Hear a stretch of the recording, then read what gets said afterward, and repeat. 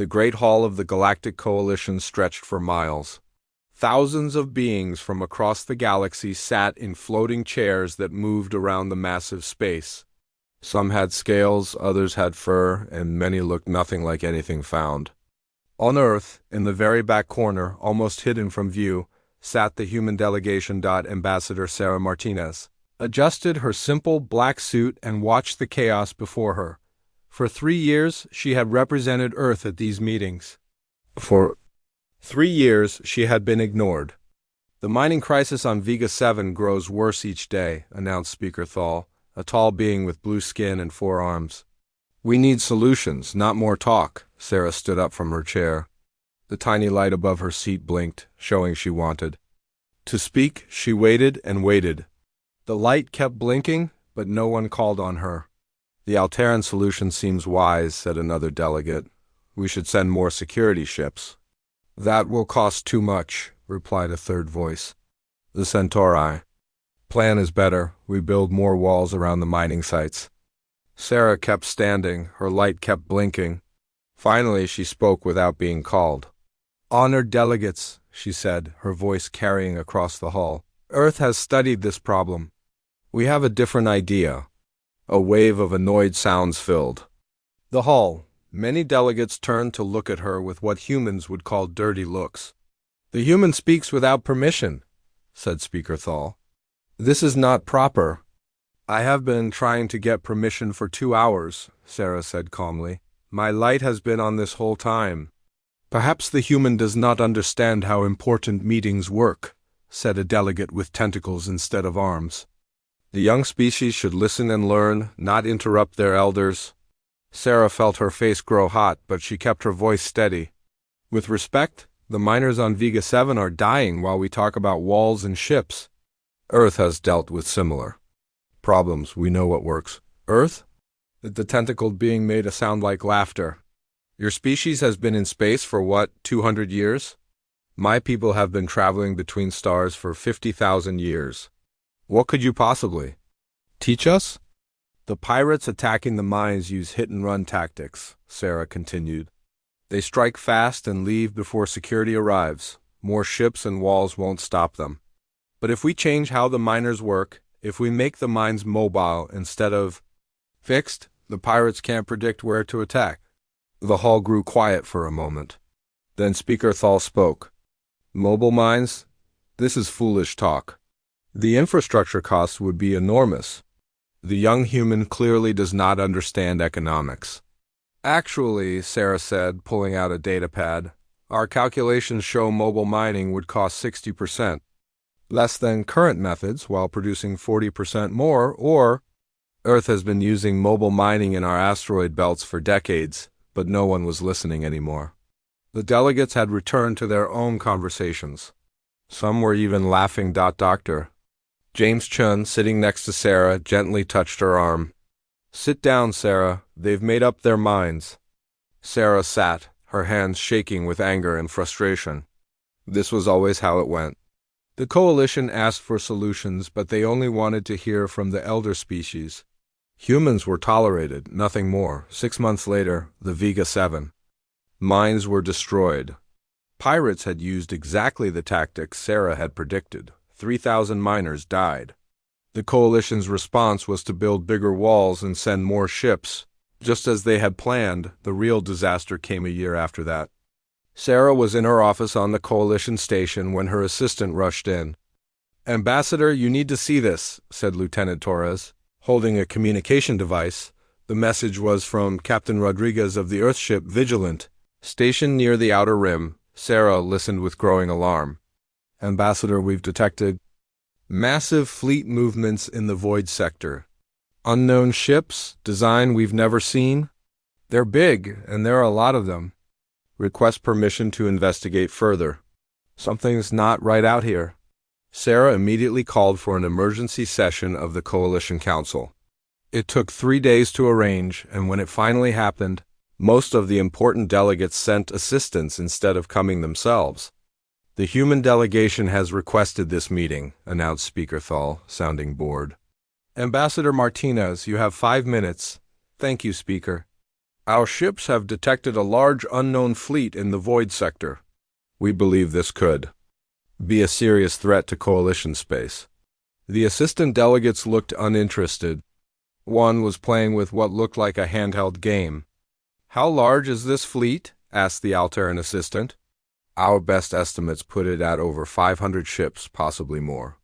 They appear to be military vessels." 500 ships?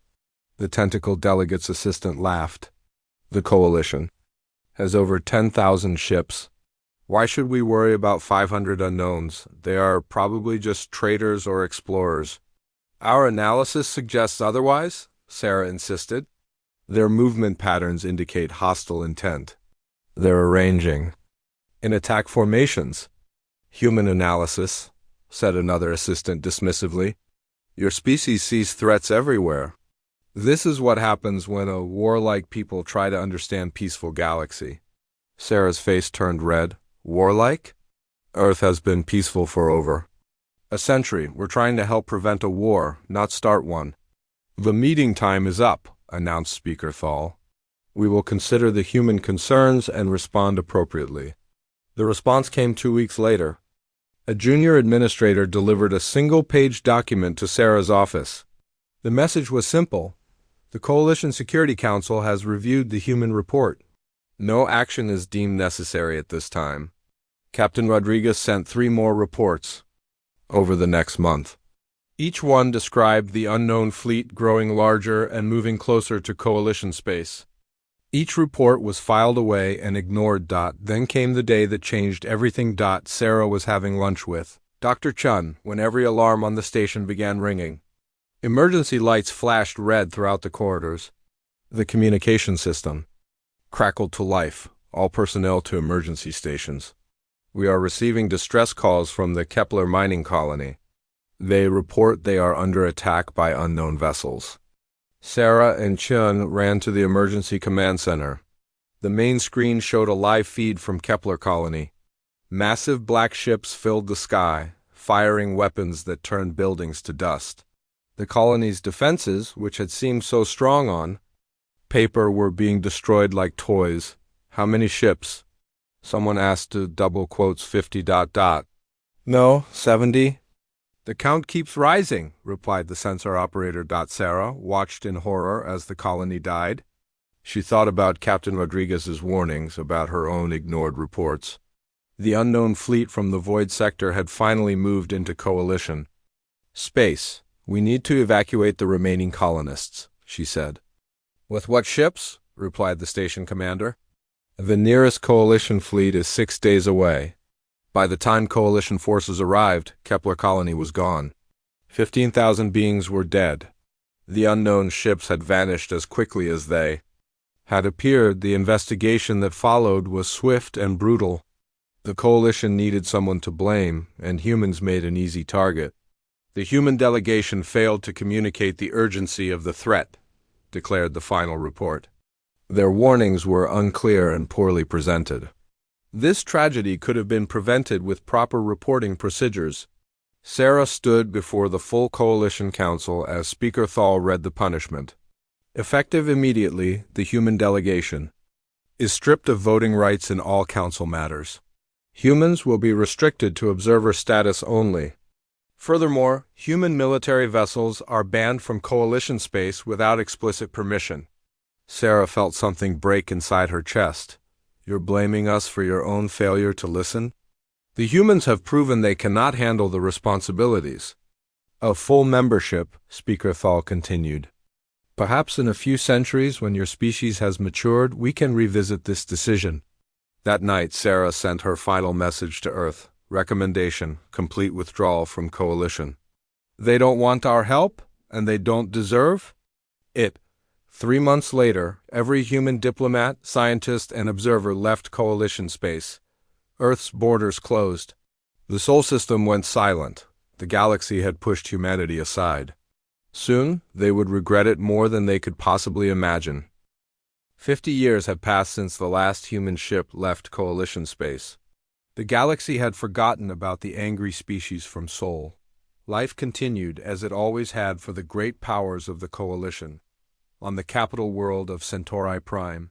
Administrator. Vex sat in his comfortable office reviewing reports. The numbers were not good. Mining output was down 30%. Pirate attacks had increased every year for the past decade. 3 more colonies had been abandoned in the outer systems. "Sir," said his assistant, a young Alteran with bright green skin, "the Vega Mining Consortium is requesting another increase in security forces." Vex sighed and rubbed his temples. "How many more ships do they want?" 200 additional patrol vessels, plus funding for 50 new defense stations? Denied. We don't have the resources. Tell them to submit a new proposal with more reasonable numbers. This was the same conversation Vex had every day. Every sector wanted more protection, more resources, more attention, but the coalition budget was stretched thin. The great bureaucracy that governed thousands of worlds moved slowly, and every decision required approval from dozens of committees. In another part of the galaxy, Captain Zell of the Coalition Defense Force was dealing with his own problems. His ship, the Mighty Thunder, was chasing pirates again. It was the 3rd chase this month, and like the others, it would probably end with the pirates escaping. "Status report," Zell called to his navigation officer. "The pirate ships are maintaining their lead, sir. They're heading for the neutral zone. We'll have to stop pursuit in 10 minutes, Zell growled in frustration. The pirates always did this. They would attack coalition shipping, then run to areas where coalition ships couldn't follow. It was like playing a game where the other side could change the rules whenever they wanted.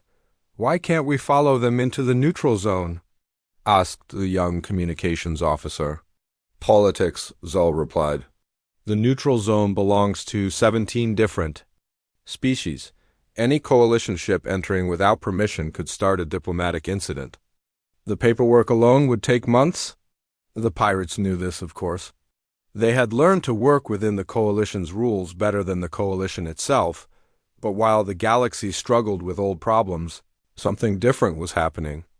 In the darkness between the stars, far from any mapped system, a human ship called the New Horizon drifted silently through space.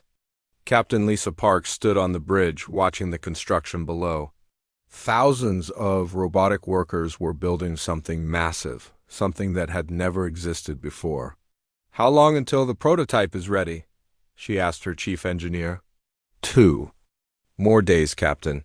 The new drive system is unlike anything we've ever built. Good. Earth Command is eager to see the test results. The New Horizon was one of hundreds of human ships scattered throughout unexplored space. For 50 years, humanity had been busy. While the coalition argued about budgets and committees, humans had been exploring, building, and most importantly, learning. The discovery that changed everything had come 20 years earlier.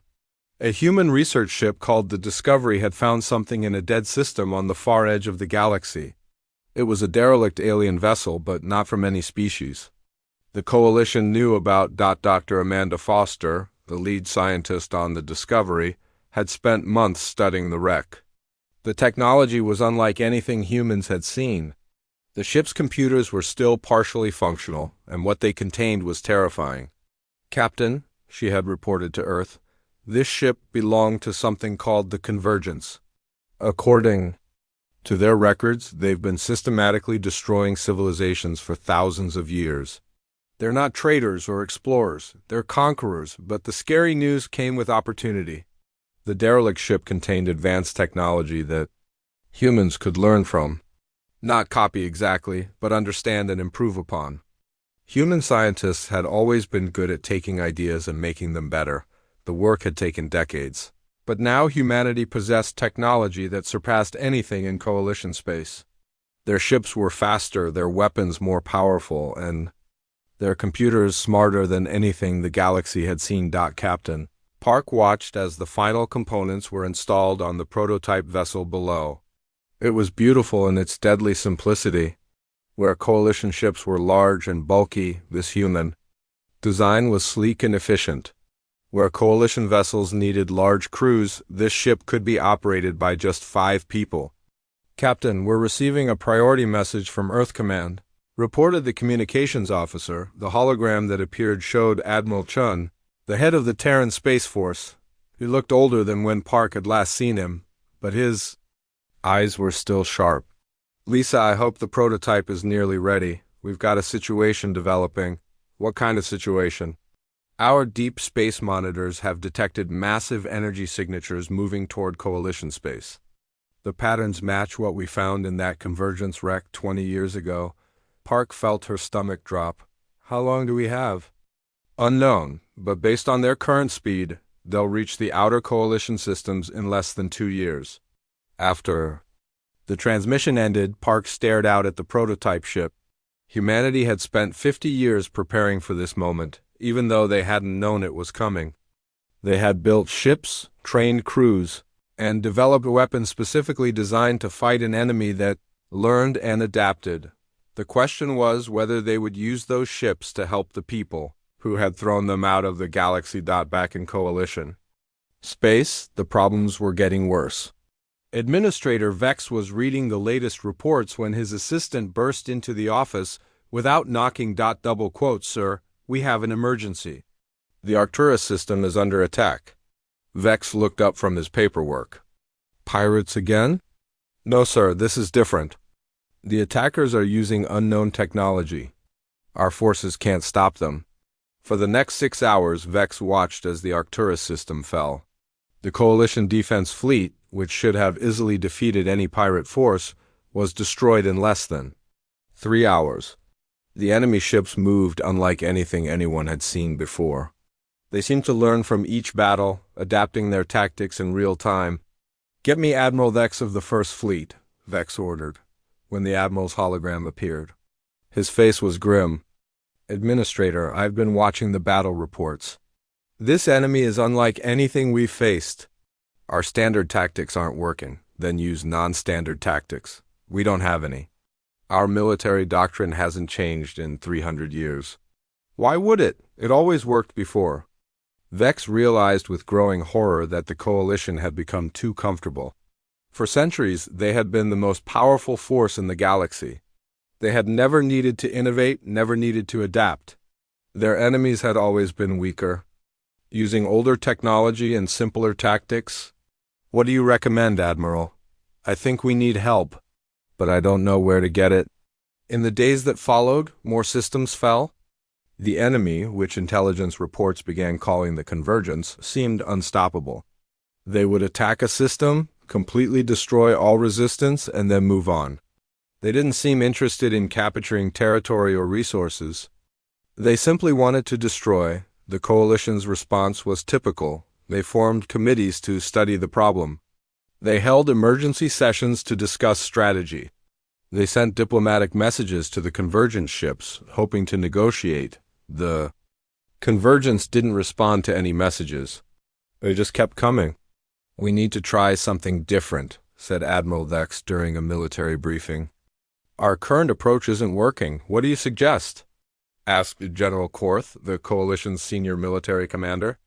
I hate to say this, but maybe we should consider contacting species outside the Coalition.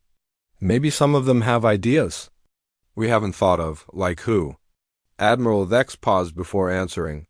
Well, there was one species that always seemed to think differently. They had unusual ideas about warfare and tactics. Who? The humans. But they left 50 years ago? We don't even know if they still exist. General Korth laughed bitterly. The humans? Those primitives who couldn't even present a proper threat assessment. What could they possibly do that we can't? I don't know, Admiral Vex replied. But right now, we're losing badly. Maybe it's time to try something desperate. 3 more. Systems fell while the Coalition debated whether to contact humanity. By then, it might already be too late. The war had been going on for 8 months, and the Coalition was losing badly. What had started as isolated attacks had become a full invasion. Entire star systems went dark every week. Billions of beings were dead or missing. Admiral Vex stood in the Coalition war room, staring at the tactical display. Red dots marked Convergence forces. There were far too many of them, and they were spreading like a disease through Coalition space. Status report, he said to his aide. The Rigel system fell 3 hours ago. The Procyon system is under heavy attack and requesting immediate reinforcement. What reinforcements? We've already sent everything we have. This was the problem. The coalition had always relied on overwhelming numbers to win battles. They would send 10 ships to fight 5 enemy ships, 20 ships to fight 10. But the Convergence didn't fight like normal enemies. Sir, we're receiving battle data from Procyon now. The holographic display showed the battle in real time. 50 coalition ships faced off against 12 convergence vessels. By all logic, the coalition should win easily. But as Dex watched, the impossible happened. The convergence ships moved in patterns that made no sense. They twisted and turned in ways that should have been impossible for vessels of their size. When coalition ships fired their weapons, the enemy ships seemed to know exactly where to move to avoid the shots. Even worse, the convergence ships were learning. At the start of the battle, coalition weapons caused visible damage. But as the fight continued, the same weapons became less and less effective. It was as if the enemy ships were adapting their shields in real time. Within 2 hours, all 50 coalition ships were destroyed. The 12 convergence vessels moved on toward the next system, completely undamaged. How is this possible? Asked General Korth, who had been watching from his own command center. They're using adaptive technology, replied Dr. Yex, the coalition's head scientist. Their ships learn from each attack and develop counters. After they've seen our weapons a few times, those weapons become useless. Then we need to develop new weapons. With what? Our research and development programs take years to produce new designs.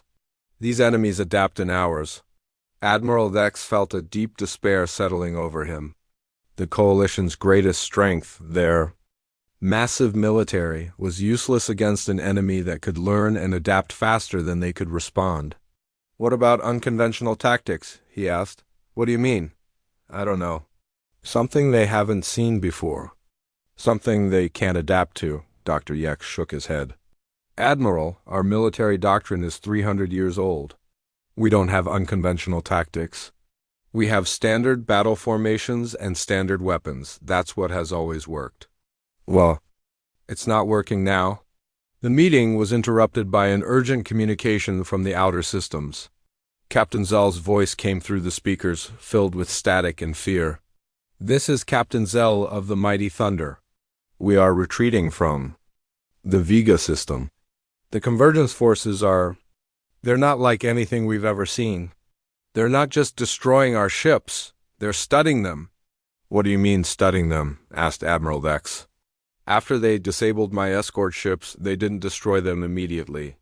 They sent smaller craft to examine the wreckage. They were taking samples, downloading our computer systems. It's like they're learning about us before they kill us. This news made everything worse. The convergence wasn't just adapting to coalition weapons and tactics. They were actively learning about coalition technology and culture.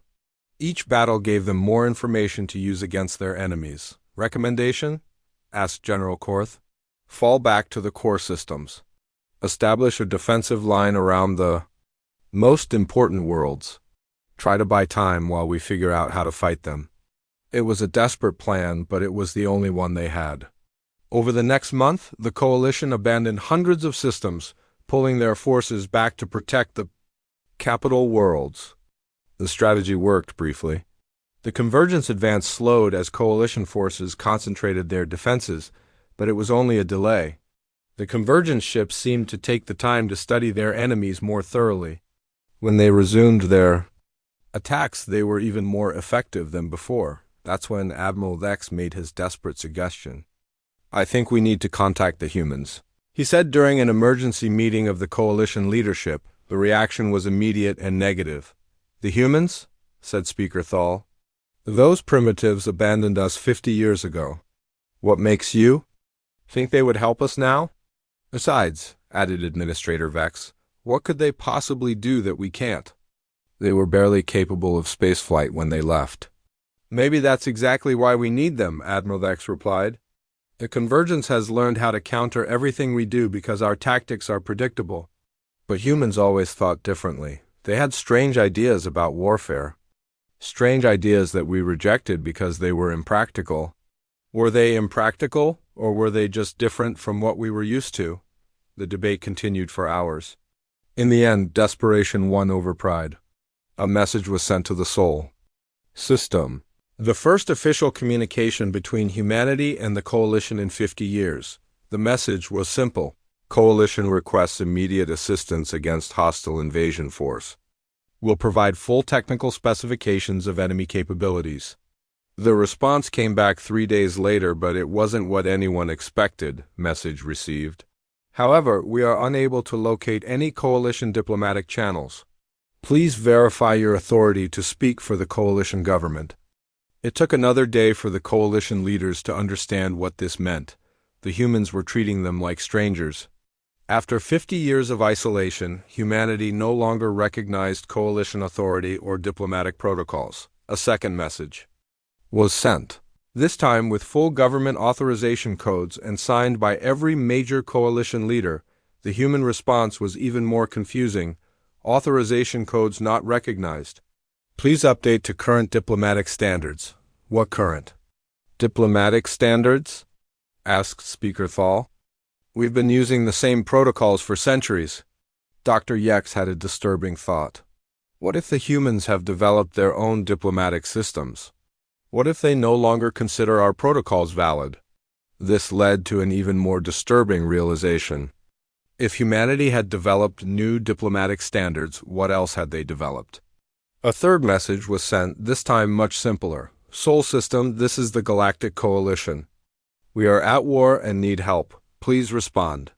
The answer came from an unexpected source. A small, fast ship appeared at the edge of Coalition space. It didn't match any known human designs from 50 years earlier. It was sleek, advanced, and clearly built with technology that surpassed anything in the Coalition database. Coalition vessels, this is Captain Qian of the Terran scout ship Pathfinder. I am authorized to meet with your representatives. Admiral Vex personally flew out to meet the human ship. When he saw it up close, he was amazed. The vessel was barely a third the size of a Coalition cruiser, but the energy reading suggested it was far more powerful. Captain Qian was a young woman with short black hair and intelligent eyes. She listened politely as Admiral Vex explained the situation. So, you're facing an adaptive enemy that learns from each battle, she said when he finished.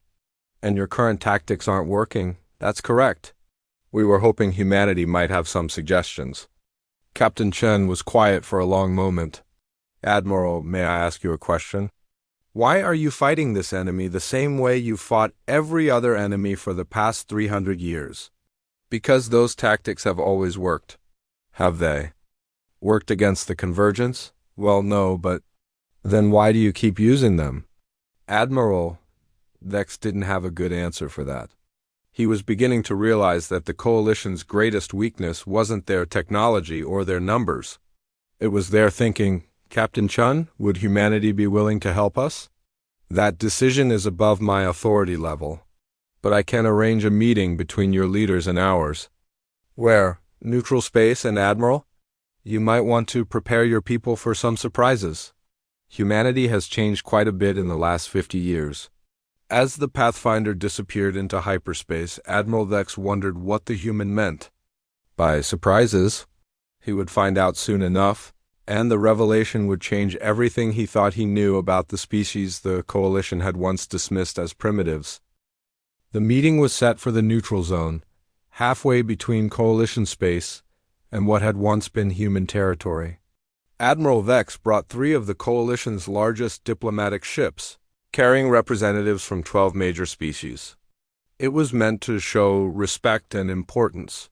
What they found waiting for them changed everything they thought they knew about humanity. Admiral, said his sensor operator, voice filled with confusion, I'm reading 147 ships. In the area, human ships? Unknown, sir. The designs don't match anything in our database. They're beautiful. Vex looked at the tactical display and gasped. The human ships were unlike anything he had ever seen. They were sleek and elegant, looking more like works of art than military vessels, but the energy readings were incredible. Each ship generated more power than a coalition battlecruiser. Incoming communication from the human flagship, reported. The communications officer. The main screen showed a woman in her 50s with gray hair and steady eyes. She wore a simple uniform that looked both practical and dignified. Admiral Vex, I am Fleet Admiral Sarah Martinez, representing the Terran Reach. Permission to come aboard your vessel for negotiations. Vex recognized the name. Martinez had been the human ambassador who had tried to warn the Coalition about the original convergence threat 50 years earlier. The woman they had ignored and dismissed. Permission granted, Admiral Martinez. We are honored by your presence. When Martinez materialized on the Coalition flagship, she was accompanied by 4 other humans.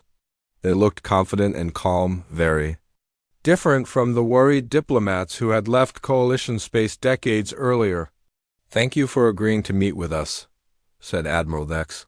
I want to begin by apologizing for how the Coalition treated humanity in the past. Martinez nodded politely. The past is the past, Admiral. Right now, we need to discuss the present. You have a convergence problem. You know about the convergence? We've been fighting them for 23 years. The Coalition representatives stared at her in shock. General Korth was the first to speak. Fighting them? But we only discovered them 8 months ago.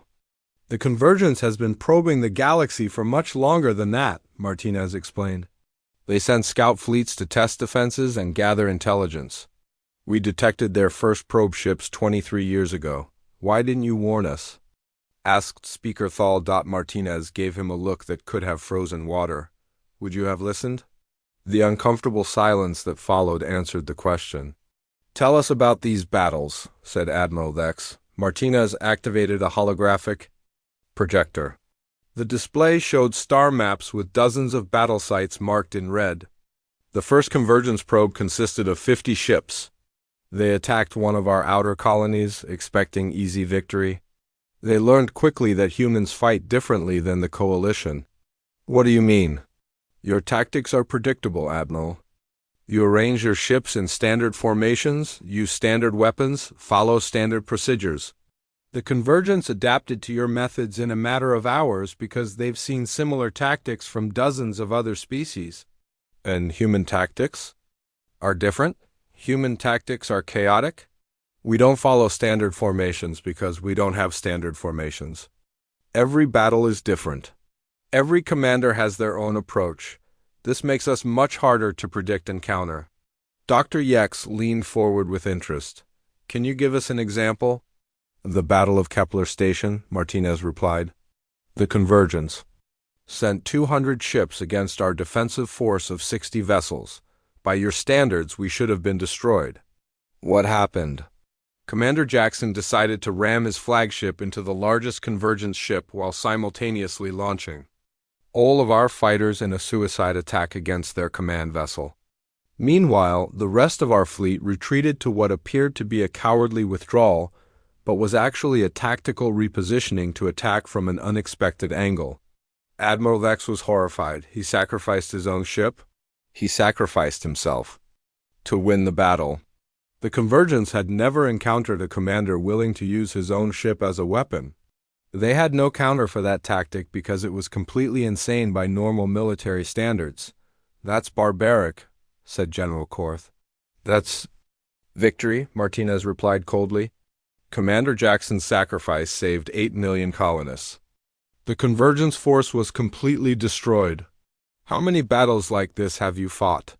47 major engagements, hundreds of smaller skirmishes. We've won 38 of the major battles.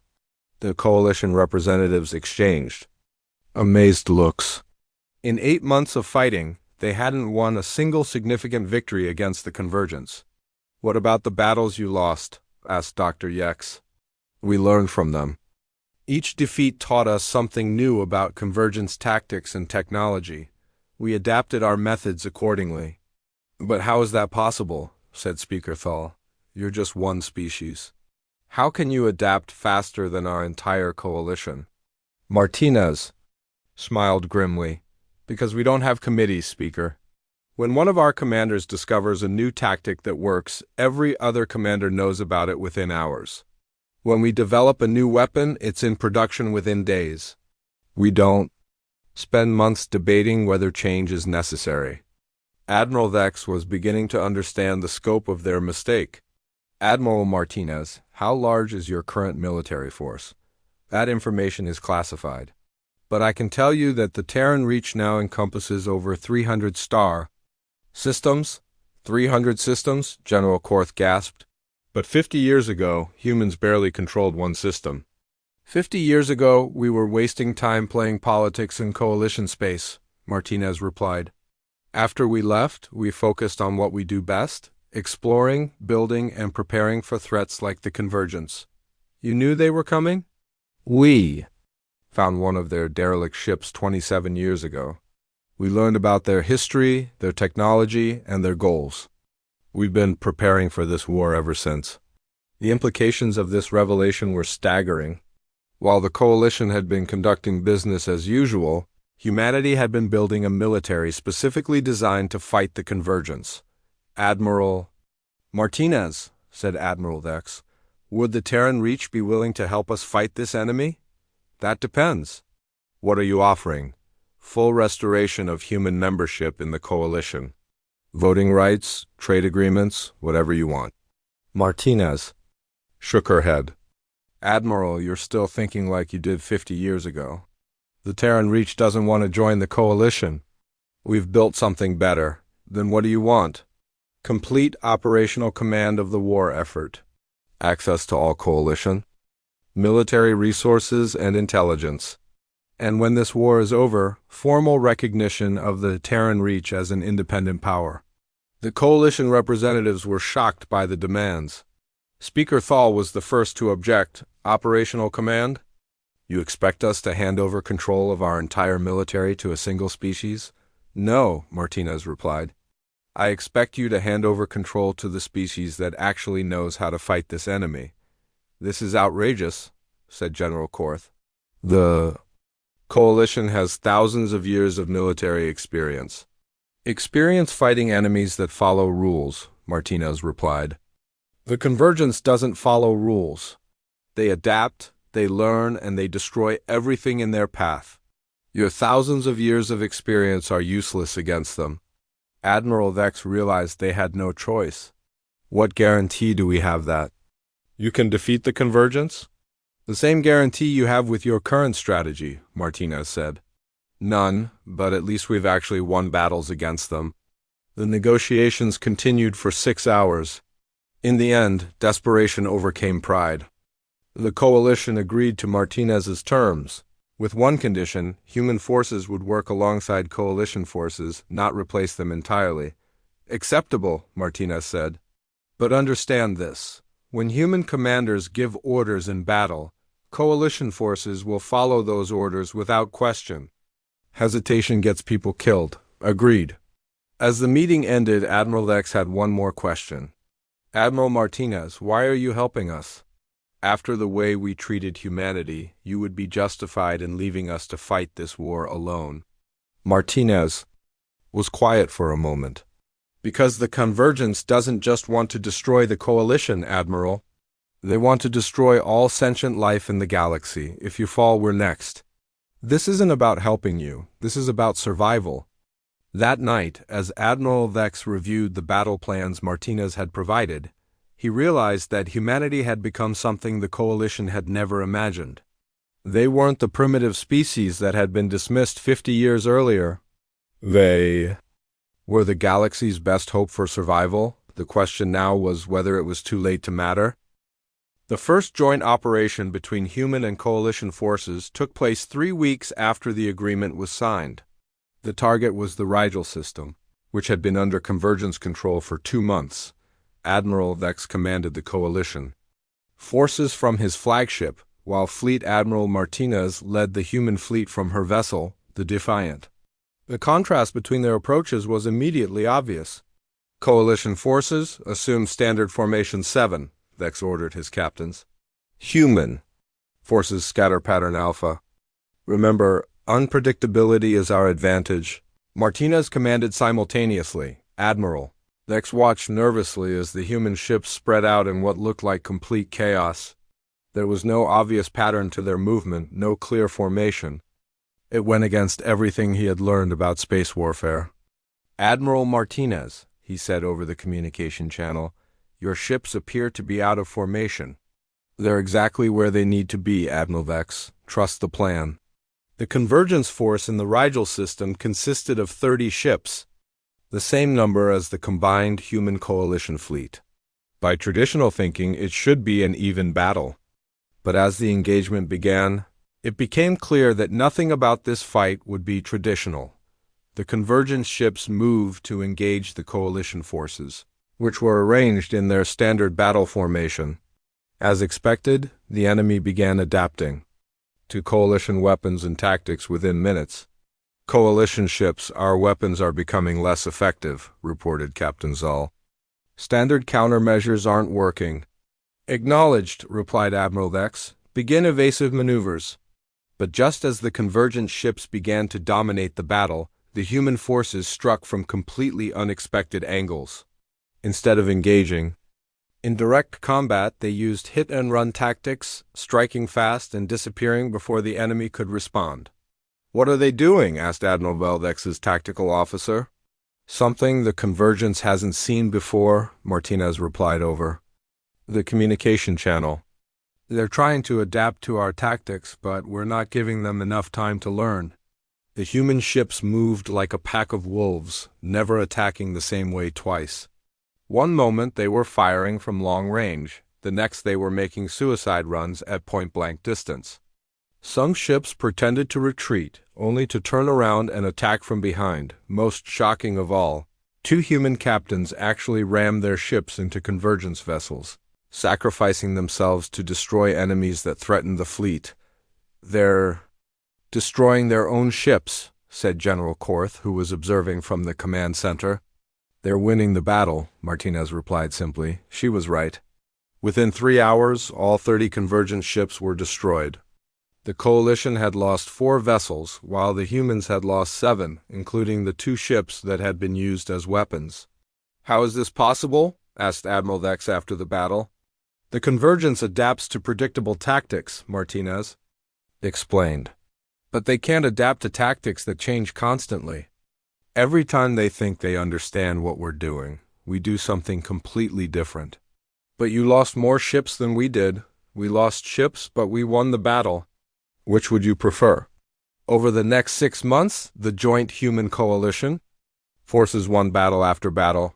The convergence advance was not only stopped, but reversed. Systems that had been lost were recaptured.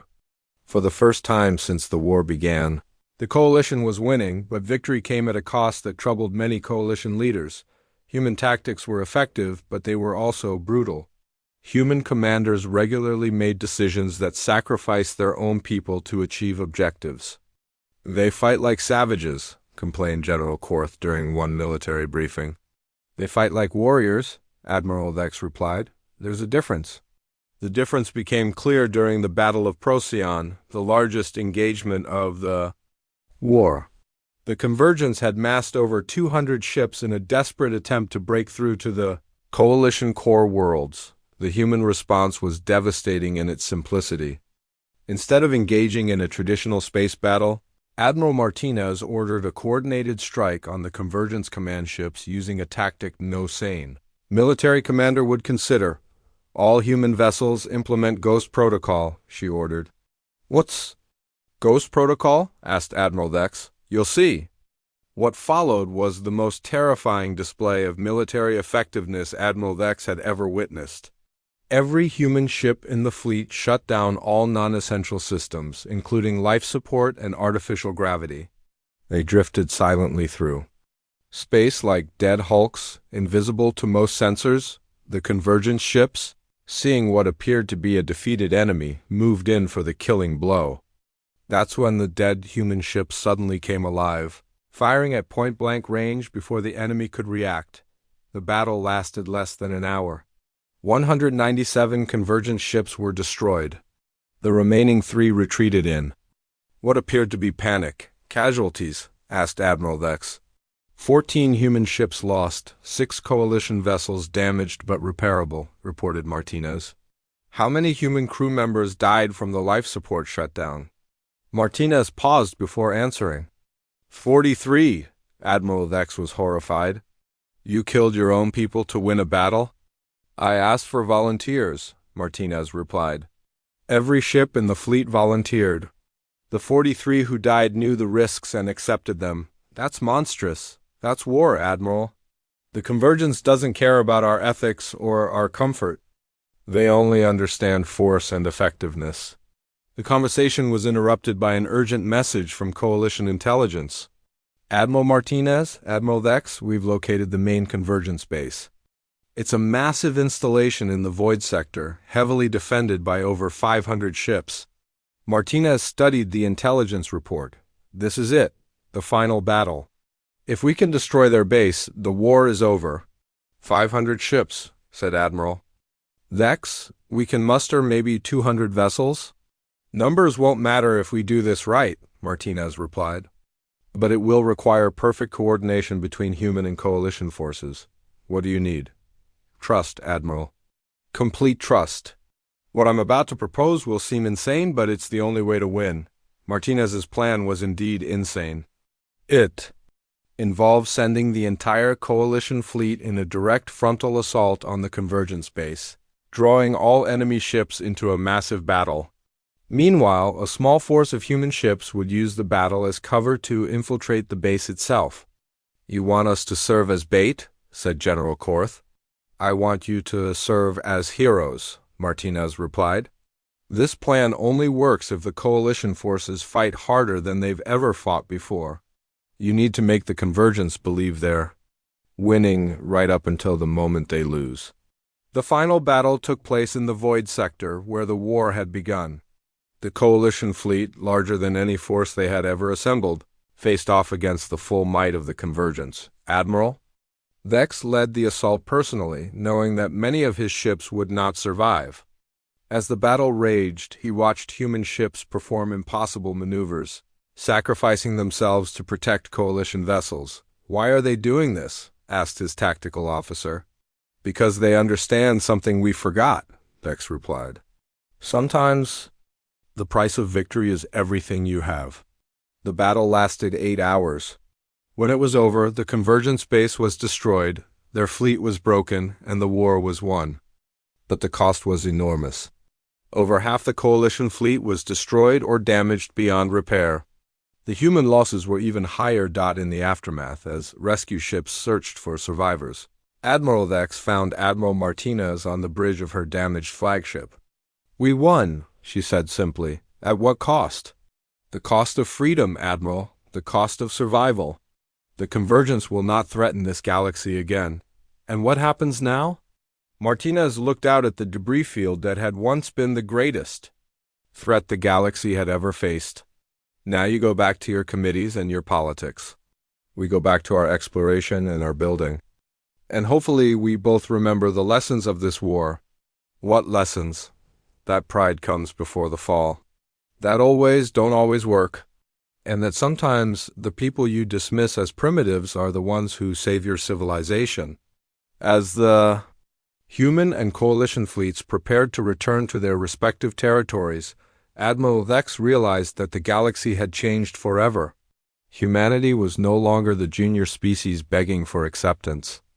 They were a power unto themselves, equal to or greater than the coalition. The species that had been pushed aside had returned to save the galaxy. But they had made it clear that they would never again be ignored or dismissed. The war was over, but the real test was just beginning. Could the galaxy learn to treat humanity as equals, or would old prejudices rise again? Only time would tell, but one thing was certain: humanity would never again allow themselves to be pushed aside. They had proven their worth in the crucible of war, and the galaxy would have to accept them as they were. The age of human isolation was over. The age of human power had begun.